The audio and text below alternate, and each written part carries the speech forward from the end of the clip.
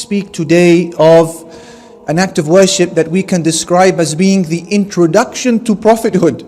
An act of worship that we can describe as being paradise on earth. We speak today of none other than Qiyamul Layl, the night prayer. The Messenger sallallahu alaihi wasallam said in the famous hadith, which I'm sure you have come across, and this hadith is going to be our template for this short reminder today. He said, uphold the night prayer. Take care of the night prayer because, memorize these three phrases now. Because it is the way of the righteous people before you. And it is a means of drawing closer to your Lord. And it is a means of erasing sins. And it is a means of guarding you from sins. La ilaha illallah. This one hadith is sufficient on its own to transform our perception towards this act of worship, so that we never ever see it the same way again. But what is the night prayer? Is it limited to bowing and prostrating in the night? Is it an act of ibadah that is exclusive to the month of Ramadan? No, the hadith that we just heard makes it clear that this is something altogether different. What is Qiyamul Layl? Let us analyze now and examine the hadith that we just heard phrase by phrase. What was the first phrase? Do you remember? It is the way of the righteous people before you. Imam Ahmad ibn Hanbal had a guest who visited him once, and he was a student of hadith.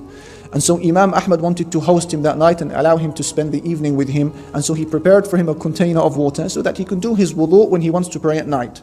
The next morning, Imam Ahmad came to wake him up, and he noticed that the container of water had been unmoved. He hadn't prayed at night. So Imam Ahmad rahmatullahi alayhi was shocked, and he said, Subhanallah, طالب حديث لا يكون له ورد من الليل.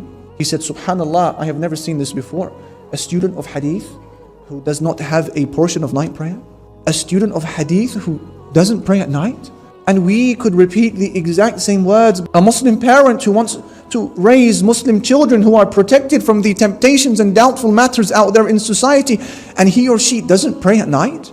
An imam, a khatib, an attendee of a halaqah, a deliverer of a halaqah, a person who shares Islamic reminders on Facebook and does not have a portion of night prayer?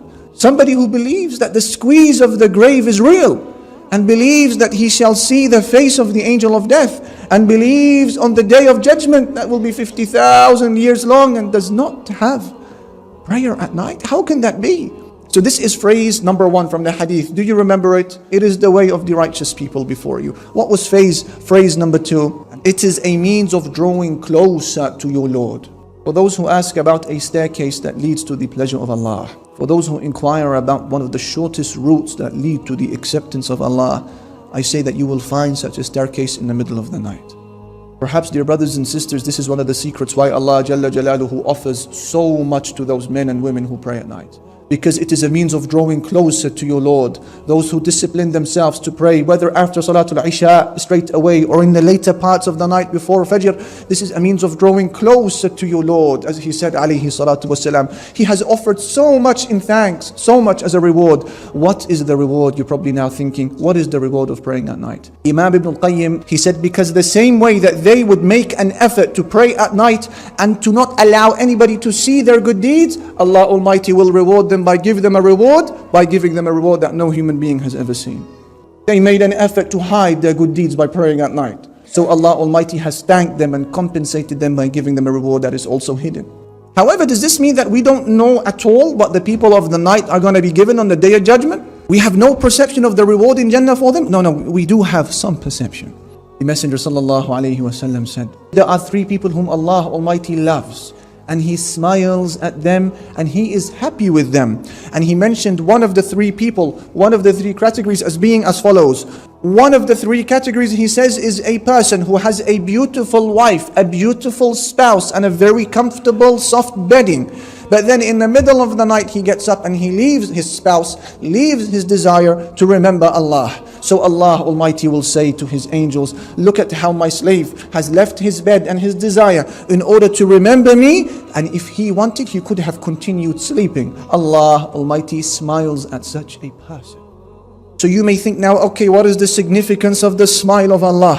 What happens when Allah Jalla Jalaluhu smiles at a person? Imam Ahmad narrates in his Musnad that the Messenger sallallahu alaihi wasallam said, answering this question, when your Lord smiles at a person, he said, when your Lord smiles at a person in the life of this world, He will not have any accountability on the Day of Judgment.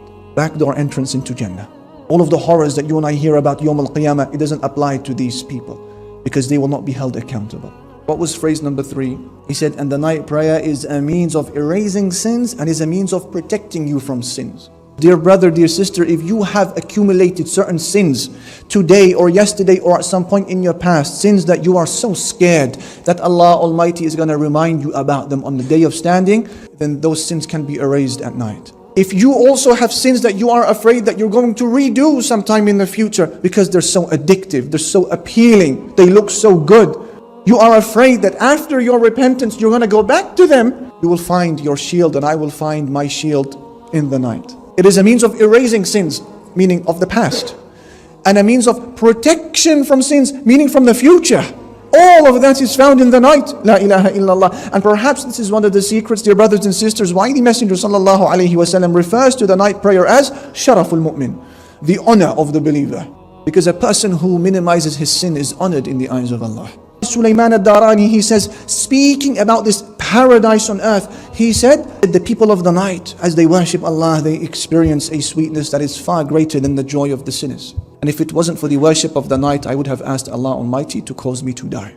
These were the words of Thabit al-Bunani, who was describing his relationship with the night prayer. And he spoke about this process. I forced myself to pray at night for 20 years. And then I enjoyed the night prayer for the remaining 20 years. It will take time, dear brothers and sisters, until you and I are able to unlock that sweetness. But when it comes, we will not want to replace it for any other joy in existence. It is really a paradise on earth. So congratulations to those who illuminate their graves. Congratulations to those who please their Lord before they meet Him. I ask Allah subhanahu wa ta'ala to forgive our sins and to make us the people of the night.